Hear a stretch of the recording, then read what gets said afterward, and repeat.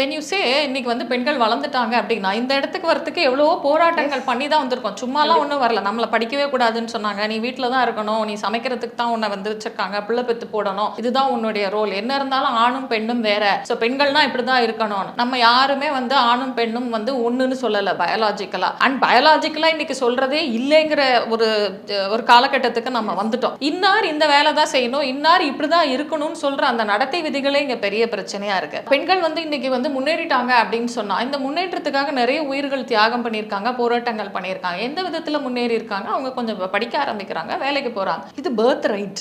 இந்த சொசைட்டிக்கு வந்து ஒரு சிஸ்டம் தேவைப்படுது, வேர் ஜெனரேஷன்ஸ் ஹேவ் டு க்ரோ. அந்த ஒரு சிஸ்டத்துக்குள்ள பெண்கள் தங்களை ஈடுபடுத்திக்கணும்னா அப்ப அவங்க சந்தோஷமா வாழ்ற மாதிரி அந்த சிஸ்டம் இருக்கணும்.